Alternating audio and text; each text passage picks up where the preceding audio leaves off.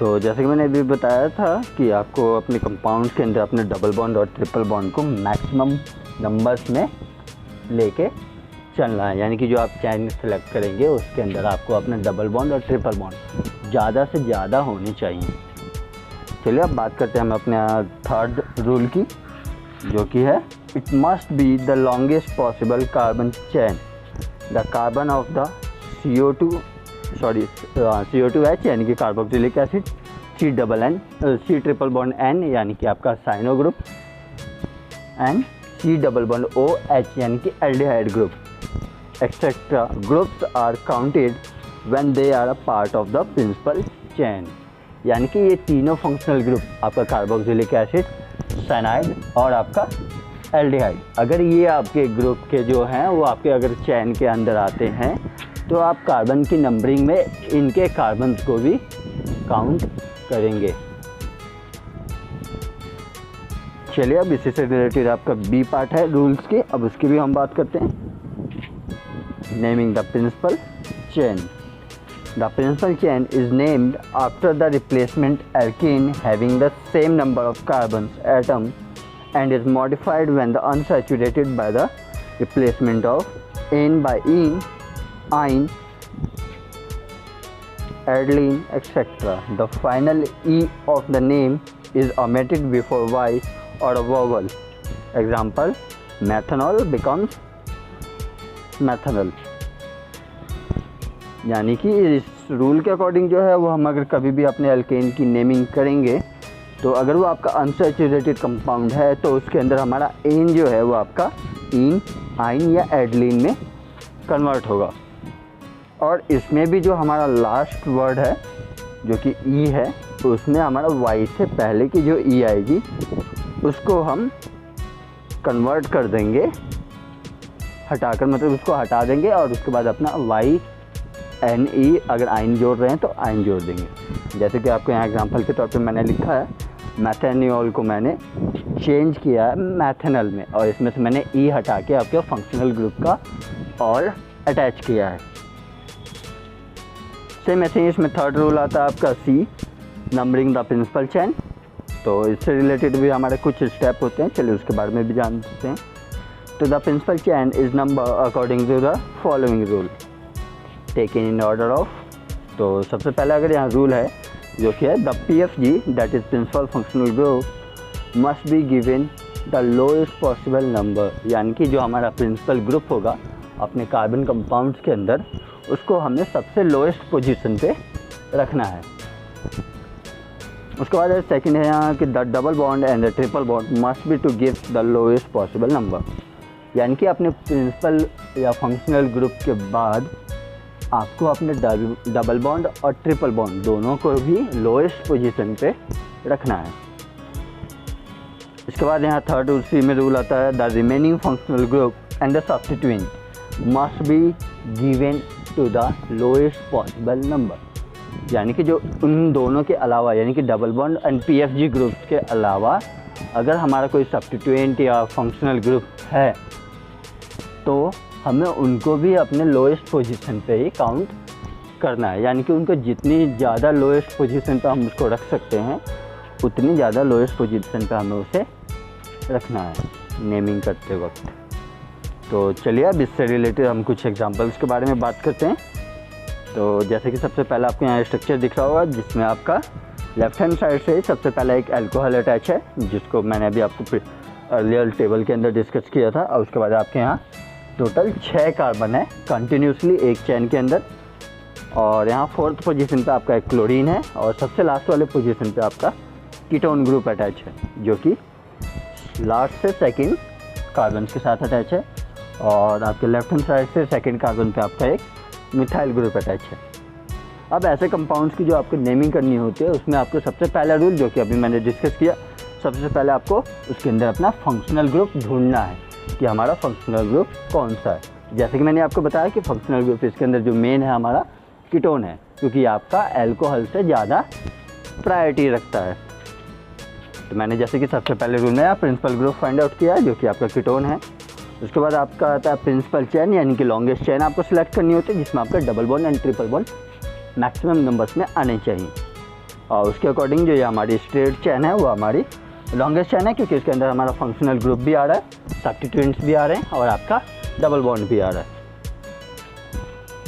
उसके बाद अगर हम बात करें प्रिंसिपल चेन प्लस आपका प्रिंसिपल ग्रुप की नेमिंग, तो वो होता है आपका, जैसे कि आपके यहाँ छः कार्बन है तो हेक्सेन, और कीटोन के लिए जो हम ऑन यूज़ करते हैं वो आपके इसके साथ सफिक्स के तौर पे अटैच हो जाएगा, तो ये हो जाएगा आपका हेक्सेनॉन। और उसके बाद अगर हम इसकी मॉडिफाइड नेम की बात करें, यानी कि अगर साथ में डबल बॉन्ड अटैच करके देखें तो वो क्या हो जाएगा आपका हेक्सटूइन ऑन। और इसके बाद अगर हम इसकी प्रीफिक्स की बात करें, जो कि आपके साथ में सब्स्टिट्यूएंट अटैच है, यानी कि क्लोरीन, अल्कोहल और आपका मिथाइल, तो इनकी भी रिएक्टिविटी बेसिस पे हम इसको ऑर्डर में करेंगे, ना कि अल्फ़ाबेटिकल ऑर्डर। या फिर अगर आप अल्फ़ाबेटिकल ऑर्डर में भी देखेंगे तो भी आपका पहले क्लोरीन, फिर आपका हाइड्रोक्सी यानी कि आपका अल्कोहल, और उसके बाद आपका मिथाइल, और अल्फ़ाबेटिकल ऑर्डर में भी ये इसी वे में आपको दिखेंगे, CHNM।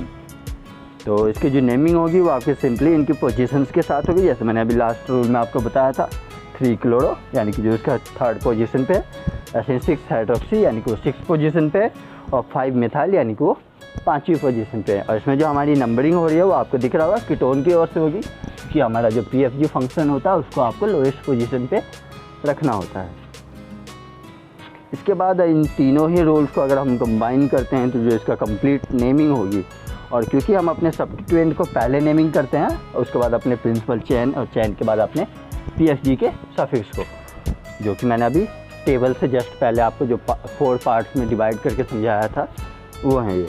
तो फिर सबसे पहले अगर हम सब्स्टिट्यूएंट की बात करें तो यहाँ आपके 3 सब्स्टिट्यूएंट है, 3 क्लोरो, 6 हाइड्रोक्सी, 5 मिथाइल, और उसके बाद आपका जो एल्केन है वो आपका हेक्सेन, और सेकंड पोजीशन पे आपका PFG है तो 2 ऑन।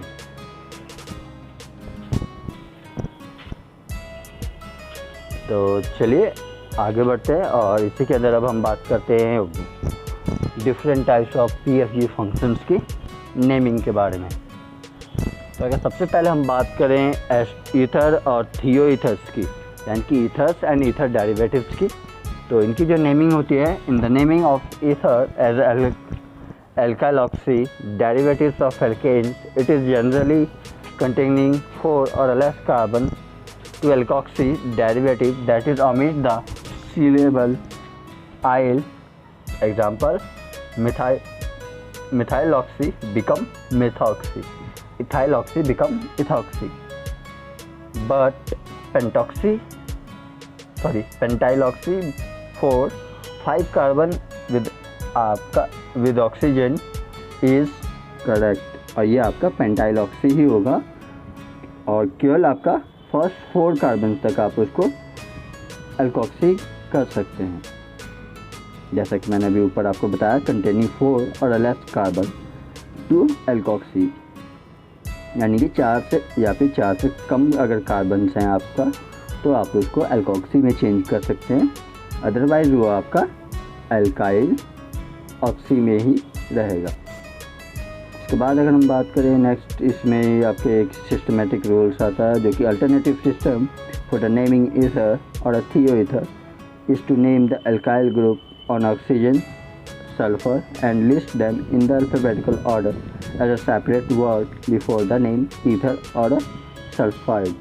जो अगर हम इसी की तरफ बात करें ईथर डेरिवेटिव्स की, जिसके अंदर आपका सल्फाइड या फिर ऑक्सीजन भी के साथ अल्काइल ग्रुप अटैच होते हैं, तो उनका हम उनके अल्फ़ाबेटिकल ऑर्डर में सेपरेट नेमिंग करते हैं।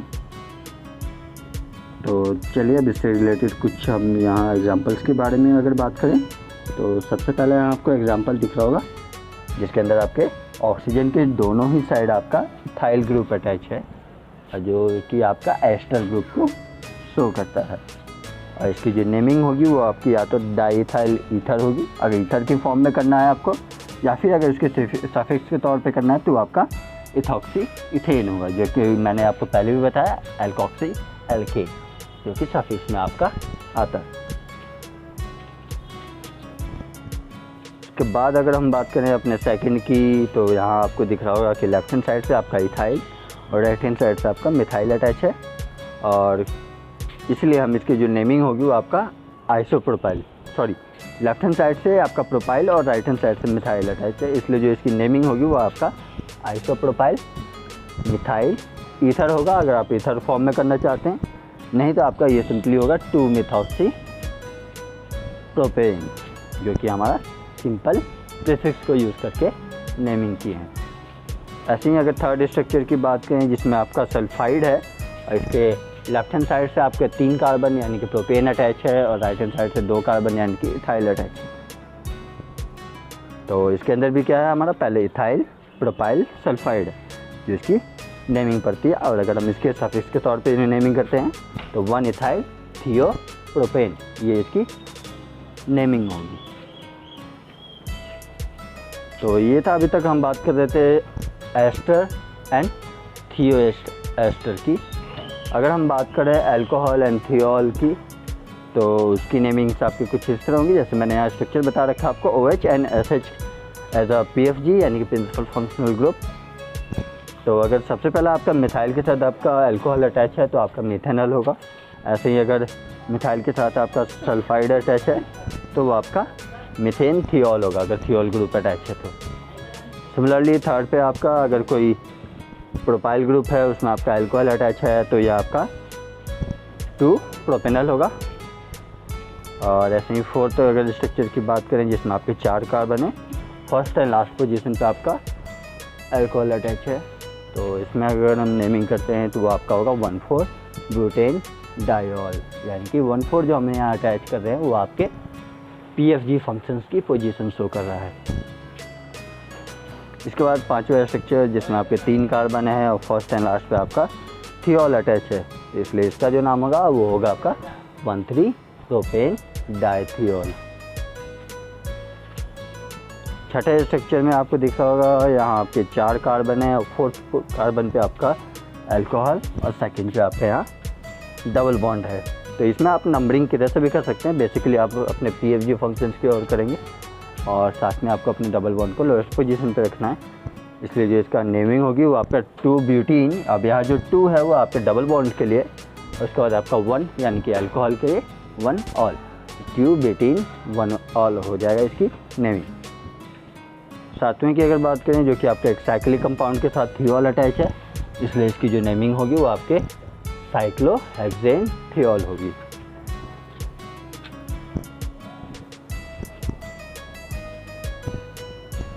इसके बाद अगर हम बात करें कि आपका थियोल के अलावा अगर कोई फंक्शनल ग्रुप में आपका कोई PFG अटैच है तो हम उसकी नेमिंग कैसे करेंगे।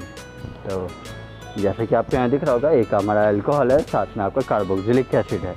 तो ऐसी कंडीशंस जब भी होती है तब हम उनके प्रीफिक्स यूज़ करते हैं अगर आपके PFG फंक्शन से ज़्यादा रिएक्टिव या ज़्यादा प्रायोरिटी का अगर कोई कंपाउंड अटैच है। तो जैसे कि यहाँ अल्कोहल से ज़्यादा प्रायोरिटी आपका कार्बोक्सिलिक एसिड का है, इसलिए हम यहाँ अल्कोहल का प्रीफिक्स यूज़ करेंगे ना कि सफिक्स। तो और नंबरिंग जो होगी वो आपकी कार्बोक्सिलिक के साइड से ही होगी। तो यहाँ 5th पे आपका अल्कोहल है, इसलिए 5 हाइड्रोक्सी जो कि अल्कोहल का आपका प्रीफिक्स होता है। उसके बाद पेंटेन 1 अल।